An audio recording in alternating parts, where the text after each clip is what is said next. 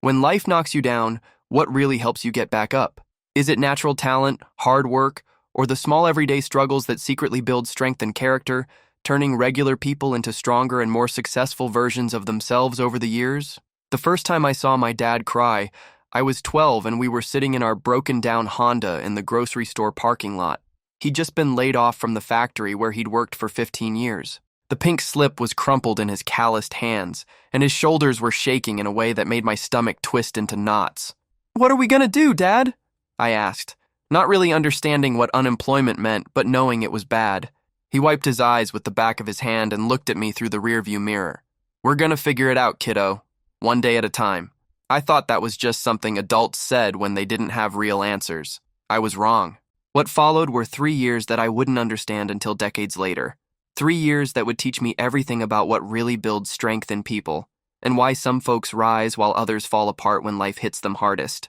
Dad started getting up at 4:30 a.m. the day after he lost his job, not because he had somewhere to be, but because, as he told Mom over coffee that first morning, "If I don't keep my routine, I'll lose myself." Every morning he'd make his coffee, read the newspaper, and then head to the basement where he'd set up what he called his workshop, really just a folding table and some basic tools he'd accumulated over the years. "What are you building?" I asked him one morning before school. "Don't know yet," he said, sanding a piece of wood with methodical strokes. "But my hands need to stay busy while my brain figures things out." While other dads in our neighborhood sat around complaining about the economy or drowning their sorrows at Murphy's Bar, Dad built things. Birdhouses first, then small tables, then more complex furniture. Not because he thought he'd become a carpenter, but because the act of creating something with his hands kept him anchored when everything else felt like it was floating away. The job applications went out every day. 20, 30, sometimes 40 resumes and cover letters. The rejection letters came back just as consistently. "Thanks for your interest, but we've decided to go with someone else. Your skills don't match our current needs." I watched Dad read each one carefully, filing them in a manila folder he kept on the kitchen counter. "Why do you keep those?" I asked one afternoon, finding him organizing the rejections. "Because they're information," he said. "Each one tells me something about what I need to learn or change." That confused me. They seemed like just different ways of saying no. "Look here," he said, showing me a letter from an automotive parts company. "They say I don't have experience with computerized inventory systems. That's useful. Now I know what to learn." So Dad started spending afternoons at the public library, teaching himself basic computer skills on the old terminals they had available for public use.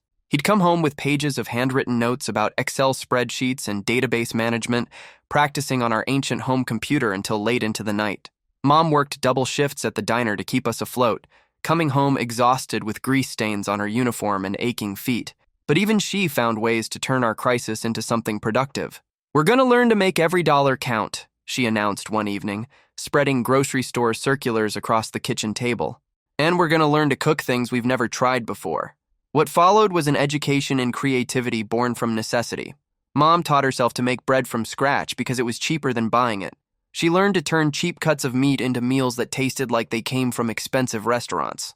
She discovered that rice and beans could be the foundation for dozens of different dinners if you knew how to season them right. "This isn't about being poor," she told me one night as we kneaded bread together. "This is about being smart and strong and not letting circumstances decide who we are." I didn't appreciate it then, but those evening cooking sessions were master classes in problem solving. How do you make a meal for 4 people with $5? How do you stretch ingredients to last an extra day?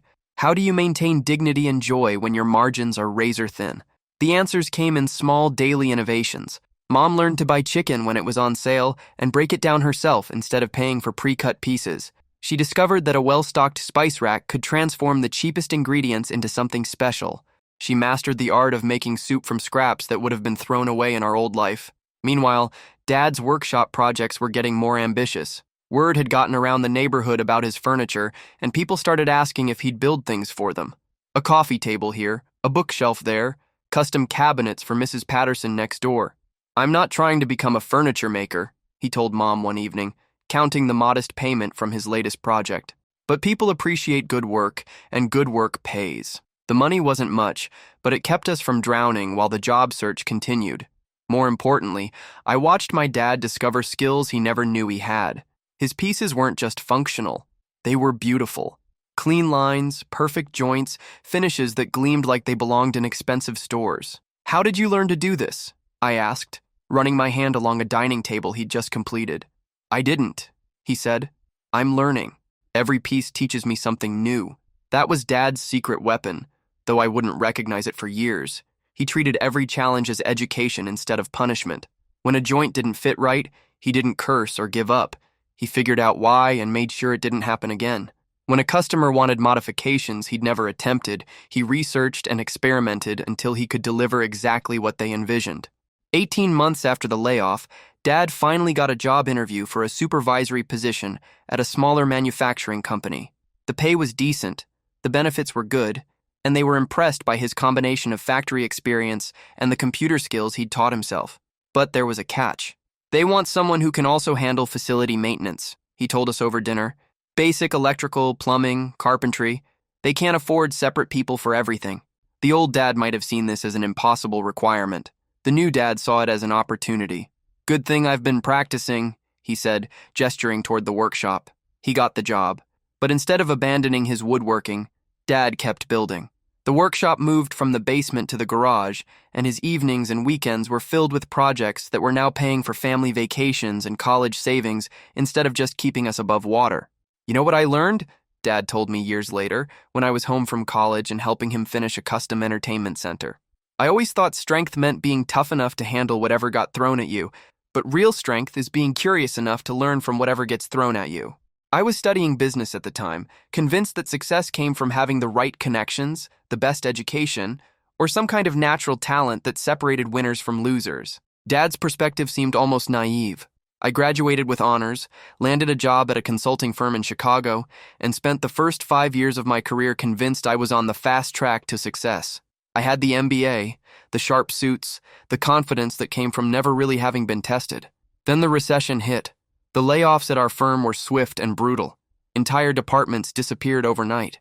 I watched colleagues with decades of experience pack their offices into cardboard boxes, their faces hollow with shock and disbelief. I lasted longer than most, but not long enough. On a Tuesday morning in March, I got called into my manager's office and handed the same kind of pink slip my dad had received all those years ago.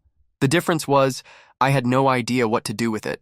For weeks, I sent out resumes and networked frantically, expecting my credentials to open doors the way they always had. Instead, I found myself competing with hundreds of other consultants who had similar backgrounds and similar desperation. The rejections piled up. My savings dwindled. My confidence evaporated. I was sitting in my empty Chicago apartment, staring at yet another thanks but no thanks email, when my phone rang. "How you holding up, kiddo?" Dad's voice was warm with concern.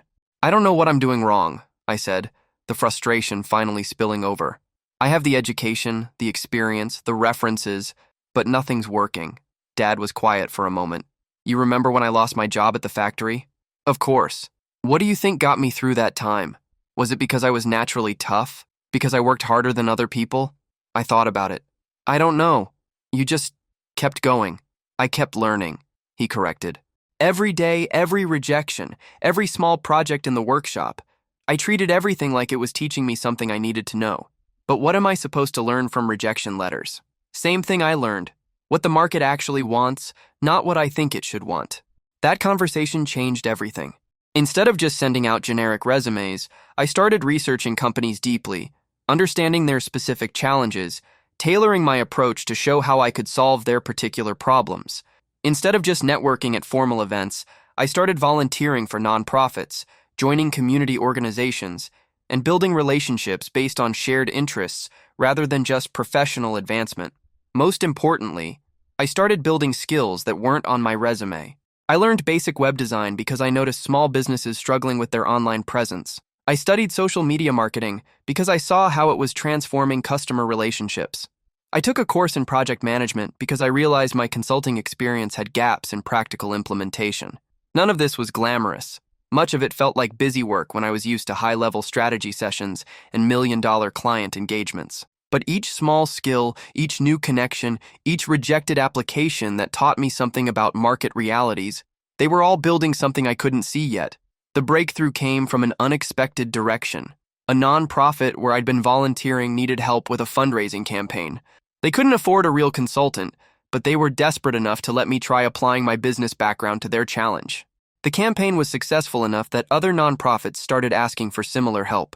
Word spread to small businesses that needed strategic guidance, but couldn't afford big consulting firms. Within 6 months, I had a steady stream of clients paying modest fees for practical solutions to real problems. It wasn't the prestigious career track I'd planned, but it was sustainable, meaningful work that drew on everything I'd learned during those months of rejection and uncertainty. 2 years later, my small practice had grown into a consultancy that specialized in helping organizations navigate major transitions, exactly the kind of challenge I'd been living through when I started. You know what's funny? I told Dad during one of our weekend workshop sessions. He was teaching me to use his new router, patiently correcting my technique as I worked on a simple cutting board. What's that? I thought getting laid off was the worst thing that could happen to my career. But it turned out to be the best, Dad smiled, adjusting my grip on the tool. The worst things and the best things are usually the same things, just separated by time and perspective. Is that what you learned from your factory job? I learned a lot of things, but the most important was that strength isn't something you have. It's something you build. And you build it the same way you build furniture, one careful step at a time, learning from every mistake, making each piece better than the last. I looked around Dad's workshop, now filled with decades of accumulated tools, projects in various stages of completion, and the quiet satisfaction that comes from mastering something difficult through persistent practice. The difference between people who break and people who bounce back isn't talent, he continued, guiding my hands as I made another pass with the router. It's whether they see hard times as something happening to them or something happening for them. That distinction has stayed with me through every challenge since.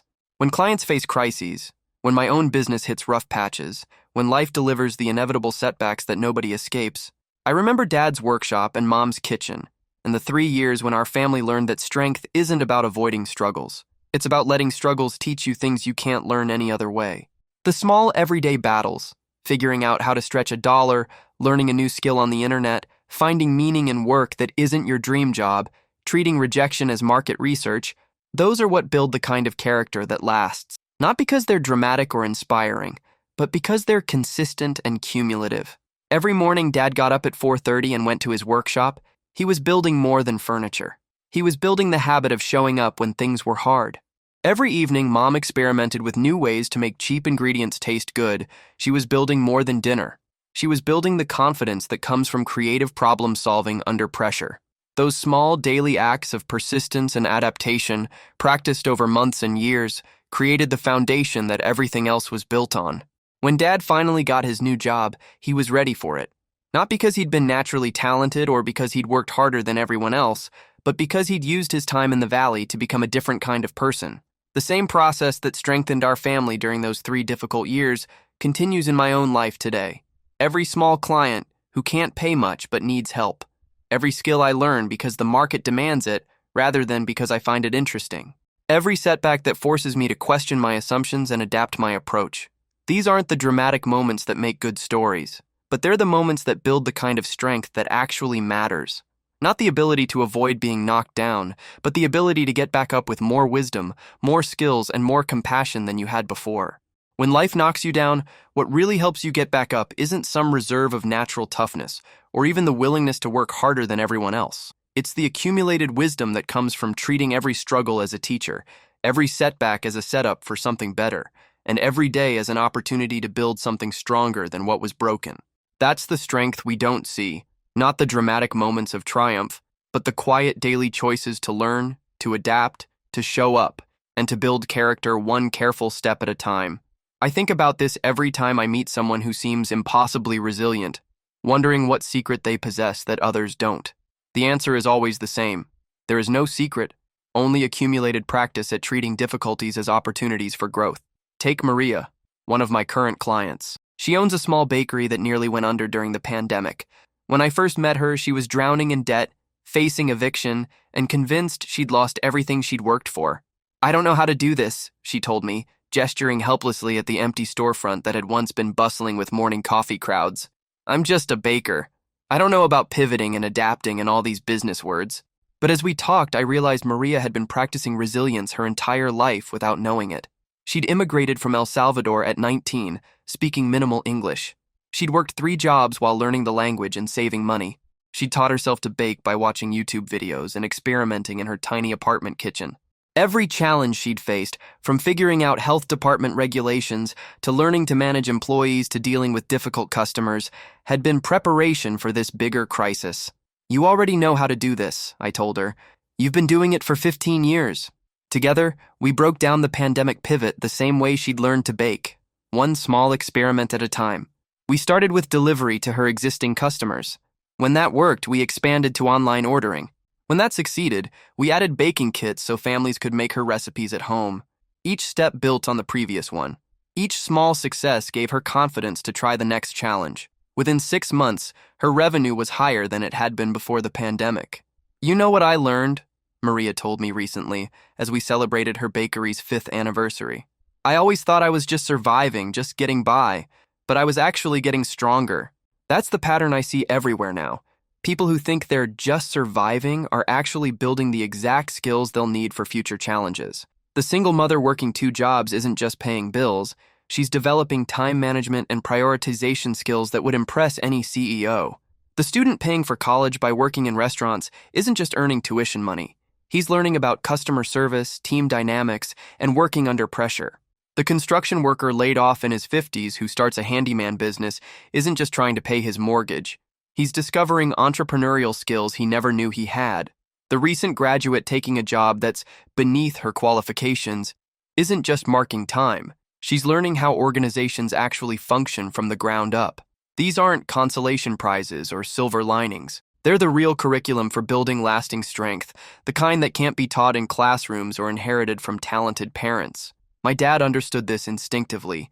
Every morning in that workshop, every evening at the library learning computer skills, every weekend project that taught him something new, he was making deposits in an account he couldn't see yet, but would need to draw from later. Mom knew it too. Every creative meal stretched from limited ingredients, every conversation with customers at the diner that taught her about people from different backgrounds, every budget decision that required weighing competing priorities. She was developing capacities that would serve our family for decades. I see the same process in my own children now. When my daughter struggles with math homework, I watch her face scrunch up with frustration, and I have to resist the urge to just give her the answers. Instead, I remember Dad's workshop and let her work through the confusion, knowing that the struggle itself is building something more valuable than any individual solution. When my son gets cut from the basketball team and spends a week moping around the house, I don't try to cheer him up with false optimism. Instead, I share stories about Dad's rejection letters and Mom's failed recipe experiments, helping him see that disappointment is just information about what to try next. "But what if I'm not good enough?" he asked me one evening, shooting baskets alone in the driveway. "Good enough for what?" I asked back. "For anything. Sports, school, getting into college. What if I just don't have what it takes?" I thought about Dad crying in the parking lot, convinced he didn't have what it took to find another job. I thought about myself, sitting in that Chicago apartment, convinced my career was over because I didn't have what it took to survive a recession. "What you have right now is exactly what you need to build whatever you'll need later," I told him. "The only question is whether you'll pay attention to what the building process is trying to teach you." He's 16 now, still figuring out what he wants to do with his life. But I watch him handle setbacks with a curiosity that reminds me of his grandfather, treating obstacles as puzzles to solve rather than verdicts about his worth. That's the inheritance that matters most. Not money or connections or natural gifts, but the deep knowledge that strength is something you build, not something you're born with. The understanding that every struggle contains the seeds of the capacities you'll need for bigger challenges later. When people ask me what separates those who succeed from those who give up, I don't talk about talent or work ethic or even luck. I talk about the small, everyday moments when someone chooses curiosity over defeat, when they treat a setback as a setup, when they see struggle as strength training instead of evidence of inadequacy. These moments happen in bakeries and workshops, in late-night study sessions and early morning job searches, in the space between falling down and deciding what to do next. They're not dramatic or inspiring in real time. They're often messy, frustrating, and lonely. But they accumulate into something powerful. The quiet confidence that comes from knowing you can handle whatever comes next, not because you're invincible, but because you've learned to extract wisdom from difficulty and turn every breakdown into a breakthrough.